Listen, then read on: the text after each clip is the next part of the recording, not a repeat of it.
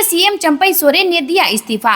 152 दिन का रहा कार्यकाल। कल शाम सीएम पद की शपथ ले सकते हैं हेमंत सोरेन। जेल से बाहर निकलने के बाद एक बार फिर से हेमंत सोरेन झारखंड के मुख्यमंत्री बनेंगे। सीएम चंपई सोरेन ने बुधवार शाम 7:20 बजे राज्यपाल सीपी राधाकृष्णन को अपना इस्तीफा सौंपा। इस्तीफे के बाद हेमंत सोरेन ने सरकार बनाने का दावा पेश किया। चंपई सिर्फ 152 दिन झारखंड के सीएम रहे। 2 फरवरी 2024 को वे सीएम बने थे। चंपई सोरेन ने कहा कि गठबंधन का जो फैसला था उसी के अनुसार मैंने काम किया। हेमंत सोरेन ने कहा कि चंपई जी ने अपनी बात कह दी है, ये गठबंधन का फैसला है। इस दौरान उन्होंने महागठबंधन विधायक दल के विधायकों का समर्थन पत्र राज्यपाल को सौंपा। अब राज्यपाल कभी भी हेमंत सोरेन को शपथ ग्रहण के लिए आमंत्रित कर सकते हैं। इससे पहले रांची में सीएम हाउस में विधायक दल की बैठक हुई। इसमें हेमंत सोरेन को विधायक दल का नेता चुना गया है। सभी विधायकों को सीएम हाउस में ही रहने को कहा गया है।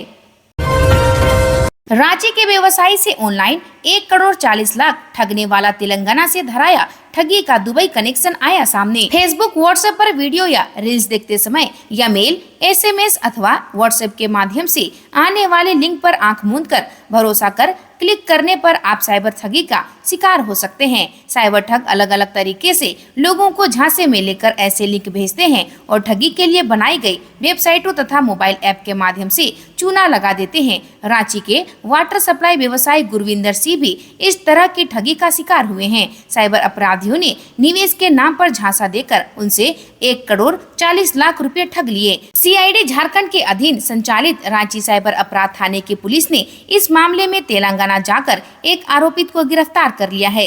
गिरफ्तार आरोपित का नाम मकी रेड्डी सुजीत कुमार है। वह तेलंगाना के रंगारेड्डी जिले में सरूर नगर थाना क्षेत्र के भाग्यनगर कॉलोनी का रहने वाला है। जांच के दौरान सुजीत कुमार का साइबर अपराध में दुबई कनेक्शन सामने आया है। वह हैदराबाद में दुबई आता जाता रहा है। उसने दुबई में रहकर भी साइबर अपराध की घटनाओं को अंजाम दिया है। विधायक दल की बैठक में नाराज दिखे सीएम चंपई सोरेन। झारखंड मुक्ति मोर्चा, कांग्रेस और आरजेडी गठबंधन ने बुधवार को विधायक दल की बैठक में पूर्व मुख्यमंत्री हेमंत सोरेन को नेता चुन लिया है।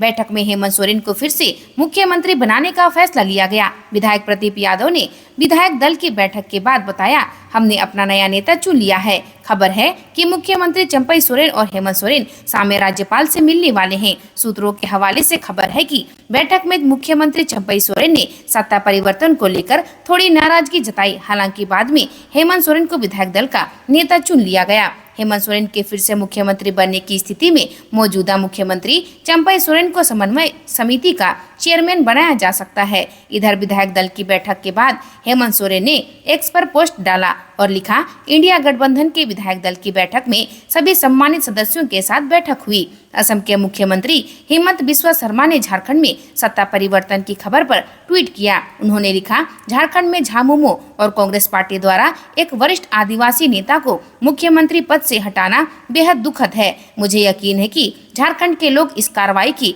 कड़ी निंदा करेंगे और इसे दृढ़ता से खारिज करेंगे। चंपई को हटाकर हेमंत सोरेन के सीएम बनने पर बोले बाबूलाल मरांडी, सत्ता पर एकाधिकार मानता है शिबू सोरेन परिवार। झारखंड में सियासी उठापटक के बीच बीजेपी प्रदेश अध्यक्ष बाबूलाल मरांडी ने सोरेन परिवार के ऊपर बड़ा हमला बोला है। उन्होंने शिबू सोरेन परिवार पर आरोप लगाया है कि इनके परिवार के बाहर के आदिवासी केवल काम चलाऊ हैं। सोरेन परिवार अपने राजनीतिक फायदे के इस्तेमाल के बाद दूध से मक्खी की तरह उठाकर बाहर कर देंगे। दरअसल राजनीतिक गलियारों में चर्चा है कि झारखंड की सत्ता में फिर से फेरबदल होने वाला है। हेमंत सोरेन के जेल से बाहर आने के बाद चर्चा है कि वह फिर से झारखंड के मुख्यमंत्री के तौर पर शपथ ले सकते हैं। बाबूलाल मरांडी ने सोरेन परिवार पर कटाक्ष करते हुए कहा कि सीएम चंपई सोरेन को बार बार अपमानित किया। उन्होंने विधायक दल की बैठक का जिक्र करते हुए कहा कि सीएम चंपई को विधायक दल के नेता हैं और उन्हें किनारे बैठाया गया है। बाबूलाल मरांडी ने लोकसभा चुनाव के दौरान हुए इंडिया अलायंस की रैली पर निशाना साधते हुए कहा कि सीएम चंपई को मंच में किनारे कर दिया गया। कल्पना सोरेन का पार्टी में कोई पद नहीं था, लेकिन वह मंच में बीच में रही। यहाँ तक कि चंपई सोरेन के भाषण के बीच में ही झामुमो नेता मंच से उठकर जाने लगते हैं। धनबाद की मुख्य सड़कों की गड्ढों में गिरकर जख्मी हो रहे बाइक सवार, पैदल चलने वाले भी परेशान। धनबाद की सड़कों का हाल बारिश से खराब हो गया है। सड़कों पर बने गड्ढों की वजह से लोग परेशान हैं। इनमें बारिश का पानी जमा हो जाता है, इससे अक्सर दुर्घटनाएं होती रहती है। ऐसे में दो पहिया वाहन चालकों के साथ पैदल चलने वाले लोग भी परेशान हैं। कार्मिक नगर सरायढेला की सड़क पर कई जगहों पर गड्ढे बन गए हैं। इनकी हालत दिन ब दिन खराब होती जा रही है। ये सड़क डीपीएस स्कूल की तरफ जाती है, इसी तरह से अस्पताल भी पड़ता है। बारिश होने पर इस गड्ढों में पानी भर जाने से कई लोग दुर्घटनाग्रस्त हो जाते हैं। नीट यूजी पेपर लीक के तार हजारीबाग के बाद जमशेदपुर से भी जुड़े। यहाँ भी सीबीआई को है खास शख्स की तलाश। नीट यूजी 2024 पेपर लीक मामले में सीबीआई जांच जारी है। रोज नए नए तथ्य सामने आ रहे हैं। इस बीच खबर है कि पेपर लीक के तार अब राज्य के दूसरे बड़े शहर जमशेदपुर से भी जुड़ गए हैं। टीम पिछले 3 दिनों से यहाँ कैंप किए हुए है। सीबीआई लोकल पुलिस से सहयोग नहीं ले रही है और खुद केस सुलझाने में जुटी है। हर रोज टीम अलग अलग लोकेशन पर पहुंच रही है, लेकिन अब तक उसके हाथ कुछ ठोस नहीं लगा है। टीम ने सोमवार और मंगलवार को जमशेदपुर से सटे बाहरी इलाकों में जांच की। संभावना है कि अगले कुछ दिन यहाँ रुककर सीबीआई की टीम काम करेगी। दरअसल हजारीबाग में सीबीआई की टीम को जांच के दौरान टीम को कुछ ऐसे तथ्य मिले जिसके तार जमशेदपुर से जुड़ते दिख रहे हैं। सूत्रों के मुताबिक सीबीआई को तथ्य मिले हैं कि यहाँ भी किसी खास सेंटर पर पेपर लीक के प्रयास किए गए थे। सीबीआई यहाँ किसी खास शख्स को तलाश रही है जिसका सीधा संबंध इस केस से है। संभावना है कि इस व्यक्ति ने हजारीबाग में संपर्क साधा था। नाबालिग को बाल सुधार गृह की बजाय भेजा जेल, राष्ट्रीय मानवाधिकार ने लिया संज्ञान। साइबर क्राइम मामले में अभियुक्त नाबालिग को पुलिस ने गिरफ्तार कर बाल सुधार गृह भेजने की बजाय घाघीडीह जेल भेज दिया। इस संबंध में आजाद मजदूर समाचार पत्र के संपादक कवि कुमार ने इसकी शिकायत राष्ट्रीय मानवाधिकार की स्पेशल रिपोर्टर सुचित्रा सिन्हा को किया। सुचित्रा सिन्हा ने मामले से संबंधित अधिकारियों से जवाब तलब भी किया गया। उसके बाद सुचित्रा सिन्हा ने जेल में बंद उस नाबालिग से संबंधित सभी कागजातों की जांच करने का आदेश घाघीडीह जेल के अधीक्षक को दिया। सत्यापन के दौरान यह पाया गया कि जेल में बंद लड़का नाबालिग है। उसके बाद सुचित्रा सिन्हा ने घाघीडीह जेल अधीक्षक को फौरन बंदी आवेदन पत्र लिखवाकर कोर्ट में भिजवाया। साथ ही नाबालिग के जन्म प्रमाण पत्र से संबंधित कागजातों को कोर्ट में भिजवाया। जेल प्रबंधन से मिली जानकारी के अनुसार जेल में बंद लड़के का बंदी आवेदन पत्र और संबंधित कागजात कोर्ट में जमा करा दिया गया है। कोर्ट के आदेश के अनुसार आगे की सुनवाई की जाएगी। बताया जाता है कि घाटशिला के नाबालिग की उम्र 17.5 वर्ष है, लेकिन उसकी उम्र पुलिस ने 19 वर्ष लिख दिया था। इस क्रम में उस नाबालिग को बाल सुधार गृह भेजने के बजाय 20 मई 2024 को घाघीडीह जेल भेज दिया गया। इस मामले में कवि कुमार ने राष्ट्रीय मानवाधिकार आयोग से दोषी पर उचित कार्रवाई करते हुए नाबालिग को बाल सुधार गृह भेजने और पीड़ित को उचित मुआवजा दिलाने की मांग की थी। होटल में दंपत्ति बेच रहे थे ब्राउन शुगर, पुलिस ने दबोचा। देवघर नगर थाना क्षेत्र के पटेल चौक के समीप स्थित एक होटल में कमरा बुक कर पति पत्नी ब्राउन शुगर की बिक्री कर रहे थे।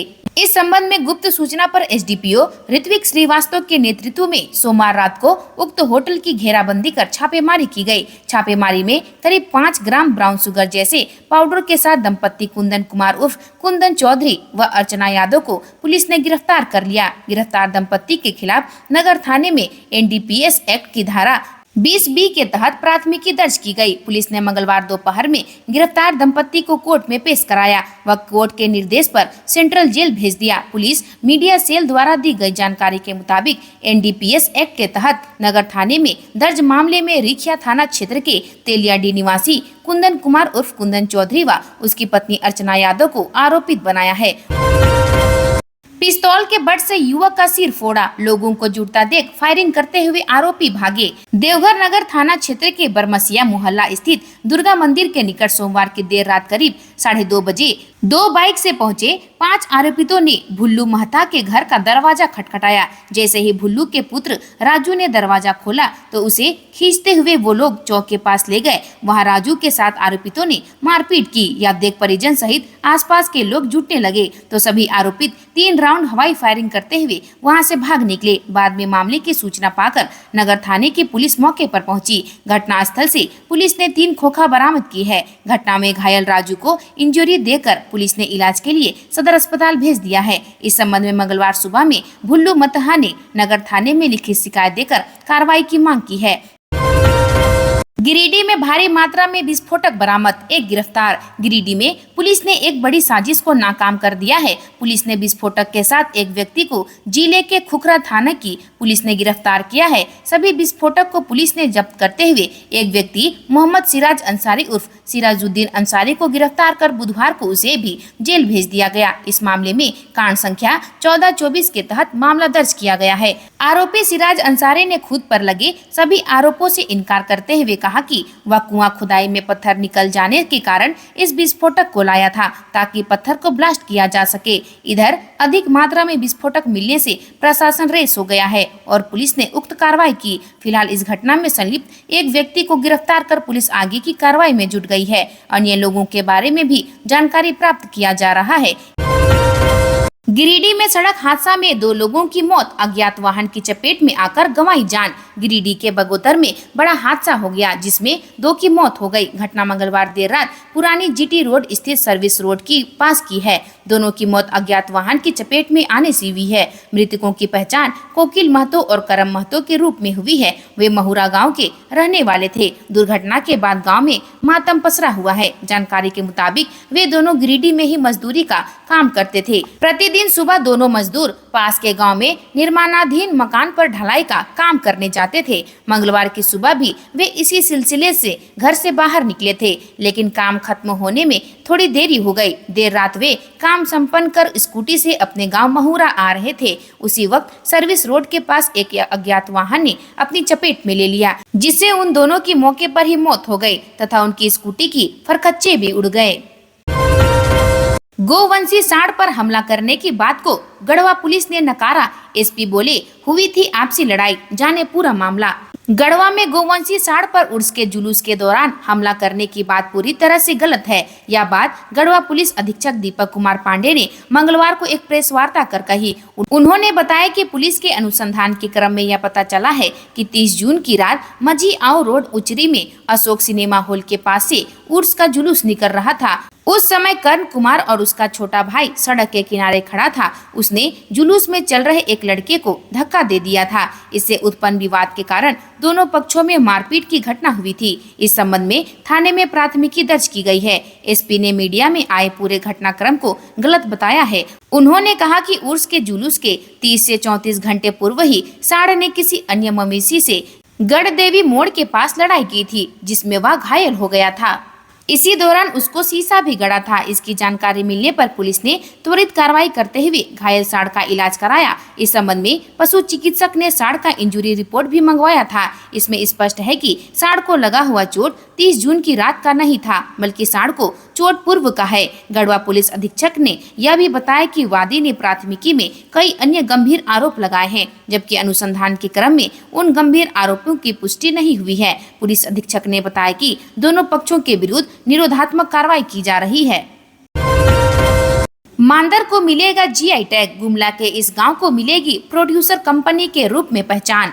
असम के बिहू ढोल की तरह झारखंड का पारंपरिक वाद्य यंत्र मांदर भी जियोग्राफिकल इंडिकेशन टैग पाने की कतार में खड़ा है। इसके लिए गुमला जिला प्रशासन चेन्नई स्थित जियोग्राफिकल इंडिकेशन रजिस्ट्री सेंटर में आवेदन भी कर चुका है। यह पूरी कवायद 2023 में गुमला के तत्कालीन डीसी सुशांत गौरव ने शुरू की थी। मौजूदा डीसी कर्ण सत्यार्थी इसकी मॉनिटरिंग कर रहे हैं। संभवतः इसी वर्ष मांदर को जीआई टैग हासिल हो जाएगा। इसके बाद इस वाद्य यंत्र पर झारखंड का एकाधिकार हो जाएगा। साथ ही गुमला के रायडी प्रखंड के जरजट्टा गांव को बतौर मांदर प्रोड्यूसर कंपनी के रूप में पहचान भी मिलेगी। लोकसभा चुनाव में सबसे अधिक खर्चीले रहे ढुल्लू, अनुपम दूसरे स्थान पर। इलेक्शन कमीशन ने जारी की फाइनल रिपोर्ट।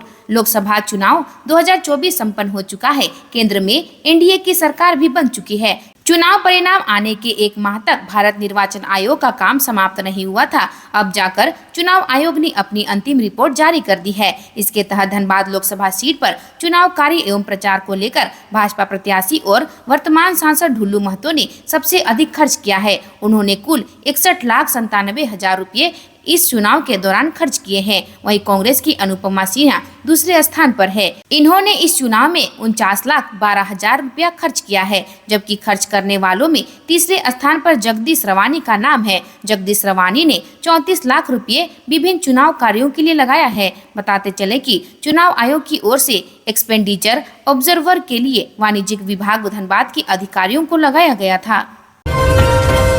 आज के लिए बस इतना ही। मिलते हैं अन्य नई खबरों के साथ में। धन्यवाद।